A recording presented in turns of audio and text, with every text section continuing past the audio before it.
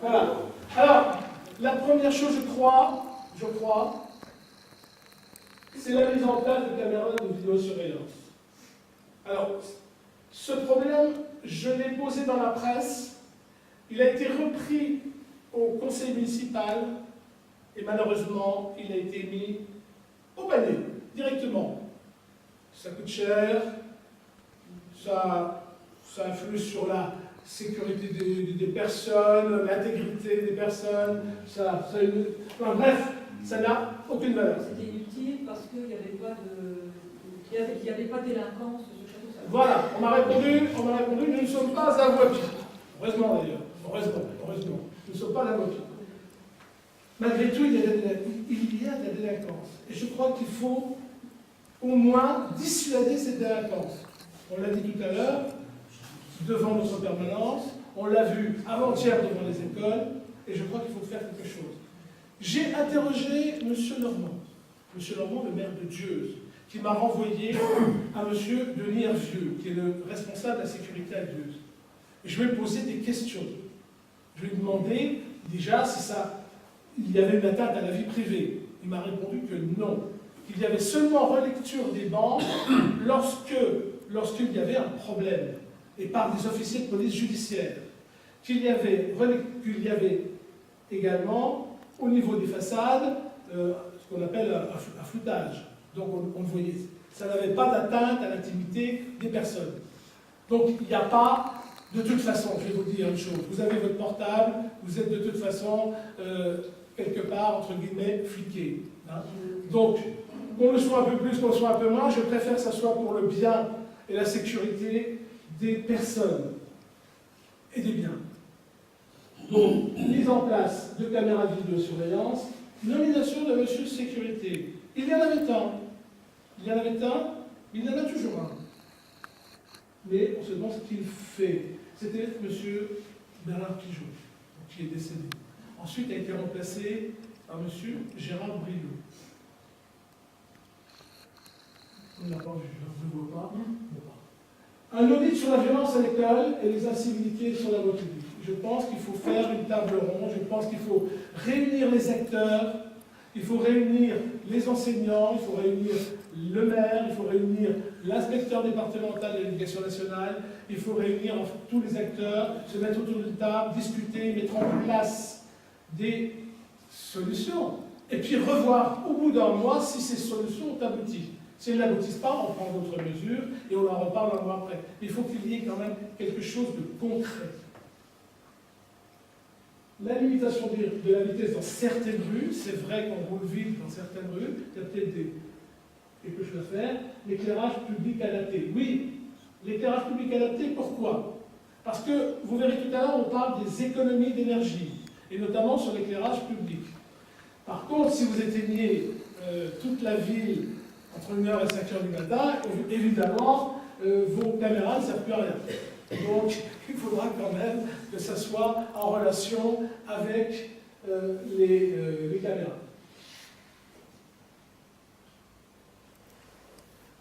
La communication, alors, c'est une catastrophe à Château-Savin. Une catastrophe. En 2008, vous voyez, un faux château à revoir. Un faux château, ou la vie de château, bref, le petit dépliant qu'on reçoit chaque mois. J'ai demandé en 2008, que les conseillers ou les habitants puissent s'exprimer dans ce dépliant. On m'a répondu par la négative. C'est obligatoire dans les communes de plus de 3500 habitants, eh bien nous, on nous l'interdit. Donc, que sort de la commune? Qu'est-ce qui sort comme information de la commune? L'information de M. le maire. Je trouve que c'est un peu réducteur. Et je trouve qu'il faudrait quand même que chacun puisse s'exprimer. Bien sûr, sous la houlette du responsable, c'est-à-dire du maire. On ne verrait pas quelqu'un dire des injures, des insultes sur ce dépliant, c'est évident. Mais donner des idées par les personnes qui habitent un quartier, pourquoi pas? Pourquoi pas? Le compte-rendu du conseil municipal, et qu'est-ce que j'ai mis? Mise en place d'un conseil municipal des jeunes, parce que les jeunes ont droit à la parole, et je crois qu'il faut les faire parler. Il y a eu, sous l'égide de Marie-Claudine Pigeon, il y a déjà eu un conseil municipal des jeunes, ça s'est très bien passé. C'était Mélanie Nondier qui était Madame le maire, et ils ont eu des idées, ils les ont mises en place, ça s'est très bien passé. On a eu un skatepark, bon, il a été démonté, il traîne dans un coin, pour l'instant, mais peut-être qu'avec un conseil municipal des jeunes, on va peut-être retrouver des idées et retrouver quelque part un certain talent au niveau de nos jeunes, qui, on l'a dit tout à l'heure, parfois sont amenés à être oisifs dans nos rues. Le compte-rendu affiché à plusieurs endroits de la commune, ça me paraît évident aussi, c'est de la communication. Si on avait au moins 3 emplacements d'affichage pour le compte-rendu du conseil municipal, ça me semblerait correct et cohérent. La consultation des habitants sur les grands projets communaux, là aussi, ça me semble une bonne mesure, parce que vous devez être associé aux décisions, aux grandes décisions du conseil. Je pense notamment à la zone d'aménagement concerté, la zone qui se trouverait derrière Match et dont nous parlerons tout à l'heure. C'est un projet, on en parle, on en reparle dans tout ce qui est dans le programme, notamment de M. le maire. On en reparlera tout à l'heure, vous verrez que ce n'est pas tout à fait ce qu'on pense. Des référents de quartier, oui, des référents de quartier, vous pourrez faire remonter vos informations à travers soit vos conseillers, soit vos référents de quartier. Je pense que ça c'est une bonne chose, parce qu'il y a toujours des problèmes dans un quartier. Alors, le balisage et l'affichage également à améliorer. Les économies. Je constate que dans les 3 programmes, sur les 3 listes, il n'y a que notre liste qui parle des économies. Des économies aussi bien sur le budget de fonctionnement que sur la réduction de l'indemnité du maire, qui n'est pas négligeable, c'est quand même 20 000 € en 6 ans. Et si j'associe, mais je ne l'ai pas encore fait parce que pour l'instant nous ne sommes pas élus, donc je ne peux pas demander à mes futurs adjoints de décider aujourd'hui, ça va faire des sommes considérables. La gestion de l'éclairage public, la réduction à certains moments de la journée, enfin plutôt de la soirée, de la nuit, 20 000 €. Alors 20 000, ce n'est pas des chiffres en l'air, ça. 20 000 €, c'est ce qu'a économisé en une année une ville de 1900 habitants. Vous voyez qu'on s'en rapproche. Hein, on s'en rapproche. La réduction de la pollution lumineuse, parce que bien souvent on éclaire aussi bien au sol que vers les étoiles. Donc là, il y a pollution lumineuse. L'isolation des bâtiments communaux. Personne n'en parle. Je n'ai vu dans aucun programme parler de l'isolation des bâtiments communaux. Quand on isole un bâtiment, vous savez très bien qu'on gagne de l'énergie et qu'on gagne de l'argent. Personne n'en parle.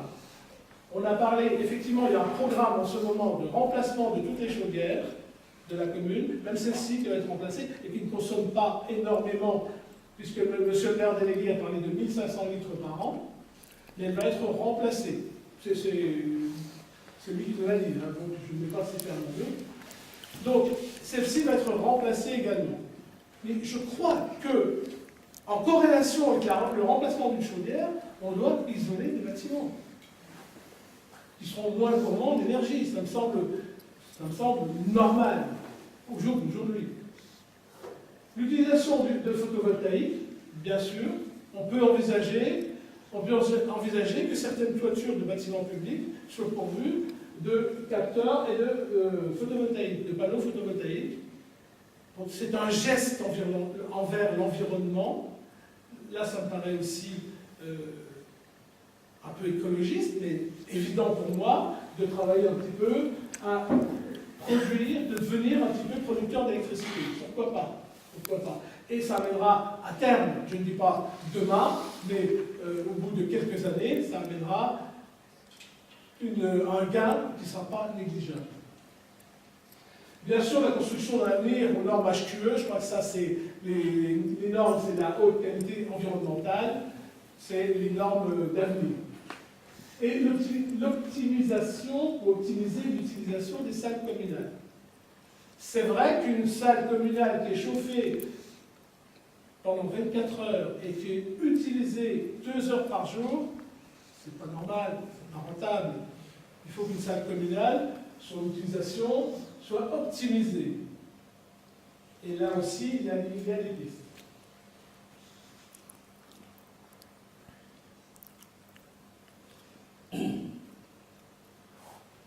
Alors, on a parlé des bâtiments communaux, il y a des projets sur les bâtiments communaux,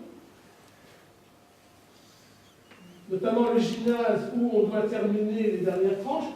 Ça a été promis, ça a été promis. On devait faire 3 tranches sur le gymnase. Il se trouve qu'au bout des 6 années qui viennent de s'écouler, le gymnase n'a pas été remis en état.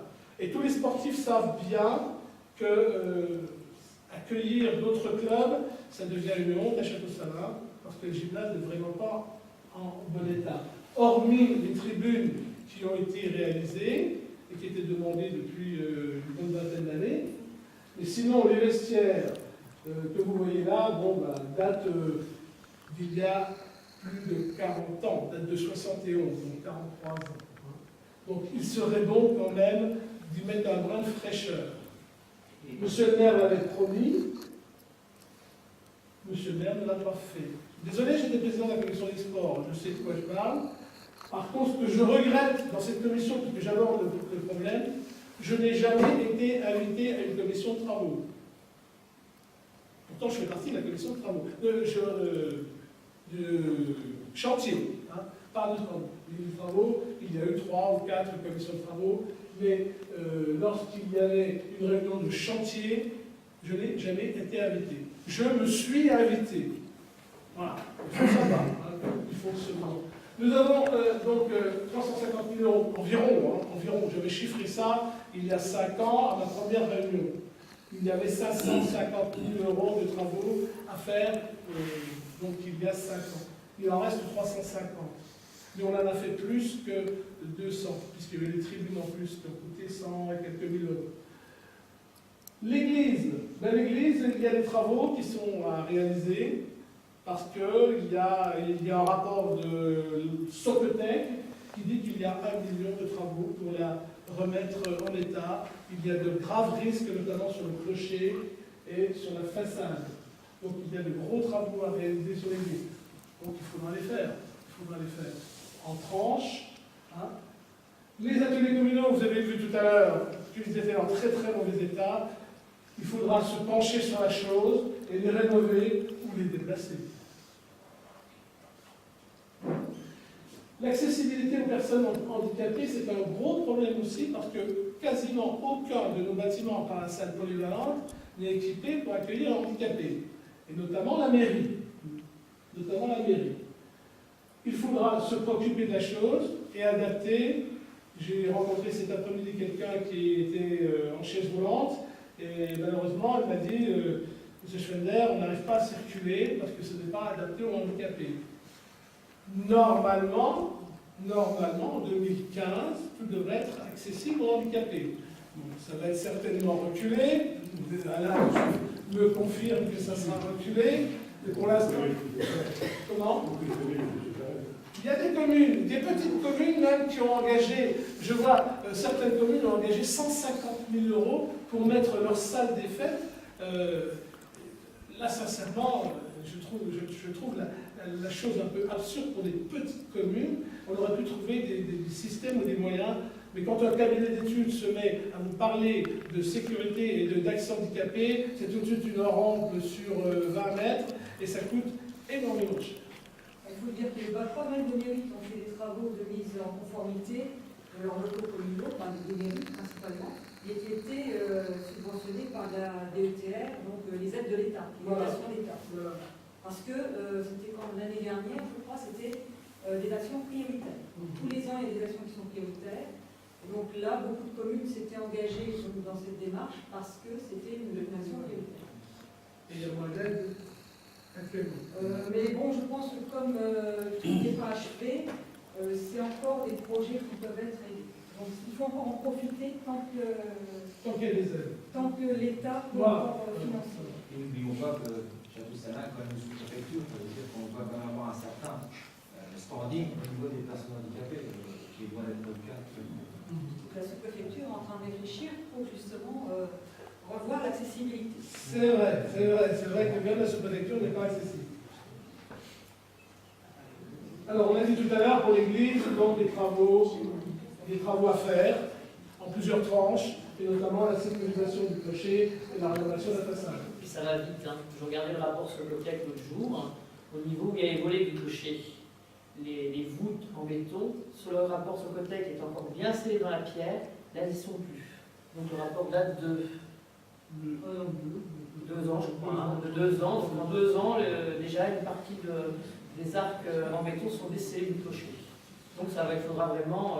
2 ans, parce que j'avais entendu que les travaux devaient être faits au vœu du maire, Voilà. il y a déjà plus d'une année. Hein. Donc pas le dernier, c'est précédent. Au niveau de la voirie, voilà notre programme. Il est assez lourd également. La rue du Fay, l'avenue Napoléon Ier, la rue de Gaulle, la deuxième tranche hein, qui va jusque la rue des Brassettes, l'aménagement de la place de Ruisseau-Salé, l'aménagement du parking avenue des Saulniers. Alors il y a un gros problème, il y a énormément d'étrangers qui se garent sur cette place. Il n'y a déjà plus de place pour nos routiers, on a pas mal de routiers à Château-Salin. La place est complètement défoncée, donc il faut trouver une solution. Donc il faut trouver un parking poids lourd. On l'envisagerait du côté de Senom. Je ne sais pas si vous voyez, après le bâtiment Génat, le bâtiment du confiturier. Alors là, des terrains appartiennent à Senom, ou Sénagral maintenant, il faudra négocier avec l'entreprise. Réhabilitation des rues à Couture, puisque nous sommes ici à Couture. D'ailleurs, j'étais agréablement surpris. Nous avions dans notre programme donc, le rafraîchissement de la place de Couture. J'étais agréablement surpris de voir que les ouvriers, à 4 jours de direction, s'activaient sur la fontaine. J'en suis très très très heureux. Comme quoi, de temps en temps, ça fait du bien. Alors, j'espère qu'ils sont montés jusqu'au calvaire, parce qu'il n'a jamais vu un ouvrier d'entretien depuis 6 ans. Alors, j'aimerais bien que le calvaire soit aussi un petit peu rafraîchi, ça ne ferait pas de mal. Alors, on peut parler un petit peu des travaux à Couture.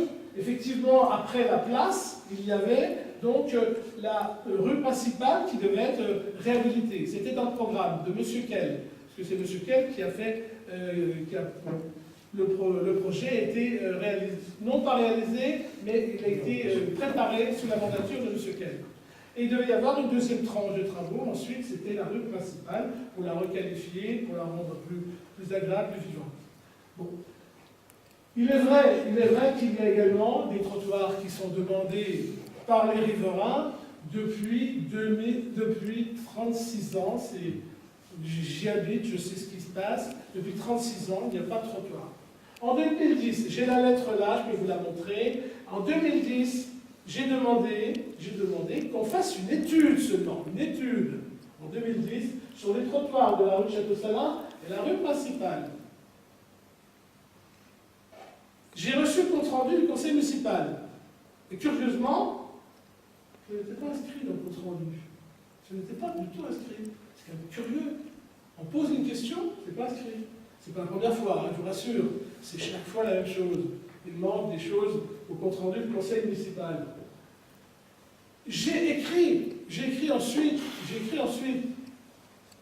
constatant que ce n'était pas inscrit au compte-rendu, j'ai écrit, comme ce maire, en 2010, depuis 2010, c'est rien passé. Je suis quand même étonné. On en reparle maintenant, arrivent les élections, on reparle de ces fameux trottoirs. Effectivement, il faut s'en inquiéter. 36 ans, c'est quand même long. Je pense que vous avez droit au trottoir, il me semble. Moi j'en ai, puisque j'ai récupéré de vieilles bordures qui traînaient sur la place, quand on a refait la place. J'ai récupéré un vieux camion de bordure et je les ai mises moi-même. Pourquoi? Parce que j'étais inondé à chaque orage. J'avais toute l'eau de ruissellement du carrefour qui arrivait chez moi dans ma cave. Et j'étais régulièrement inondé. Donc il a fallu que je prenne le taureau par les cornes, et j'ai demandé des bordures, à quelle bordure, j'ai des bordures que j'ai posées moi-même. Par contre, ben, il faudra quand même qu'on s'inquiète de ces bordures. Alors, ce qui a été fait, le chemin piétonnier, c'est pas mal. Lors de cette fameuse réunion de fleurissement, j'ai moi-même demandé qu'il soit goudronné. Il a été goudronné. Mais franchement, ce n'est pas une réussite. Vous avez remarqué que ce n'est pas une réussite. Il est désagréable comme tout. L'herbe passe dessus, il se rétrécit. Ce n'est pas une réussite. Donc des trottoirs, ça serait quand même une bonne chose pour tous les riverains. Les gens marchent. Voilà, les gens marchent à côté parce que... Les enfants, les charrettes, on ne peut pas les pousser.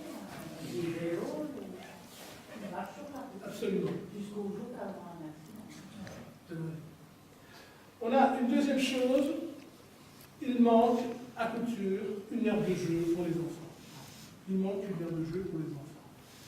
Alors à déterminer avec les habitants son emplacement, à déterminer quel genre d'aire de jeu. Est-ce qu'on va créer une aire de jeu pour les tout petits, ou est-ce qu'on va créer une aire de jeu pour les, disons, pour les pré-ados, on va dire les pré-ados. Ça, c'est une question qu'on peut se poser. Et il manque une troisième chose, à mon avis, il manque de l'éclairage à partir de la rue du stade, du carrefour du stade. Il manque de l'éclairage. Il n'y a aucun éclairage. Et il est vrai qu'en remontant, j'ai failli parfois percuter des personnes qui faisaient du jogging, et c'est vraiment dangereux. Donc il faudra de l'éclairage, il faudra des trottoirs. Il y a quelques travaux qui se sont faits, il y a quelques travaux notamment dans la rue de la Pompe qui se sont faits. Il y a effectivement, il y a eu lors d'orages également, il y a eu des débordements, des inondations, notamment chez M. Bonnard, je crois. Hein, il y a eu pas mal d'inondations. Il y a eu des travaux qui ont été faits en urgence. Il faudra veiller à ce que ces caniveaux restent en état et ne soient pas bouchés. Ça, c'est très important. Très important. Et il y a également quelques autres travaux qu'il faudra réaliser, comme sur certaines... il y a des assises de banc qui sont dans les états, etc. Ça, c'est d'autres petits travaux. Et sur la route d'Amlécourt, il y a aussi des barrières qui sont là depuis je ne dis pas un siècle, hein, mais qui sont là depuis un an ou deux, des fers à béton qui sont enfoncés dans le sol. C'est très très dangereux au niveau du poste de gaz. C'est très dangereux. Là, c'est entouré avec un petit plastique, mais le haut du fer à béton n'est pas du tout protégé. Donc, pour moi, ça me paraît une priorité. Ça me paraît une priorité de sécuriser cette conception. Voilà. Il y a deux barrières, il y a des fers à béton qui dépassent, etc., une hauteur de cette hauteur-là. C'est des petits travaux, mais qui doivent être faits. Un peu comme la fontaine. Voilà.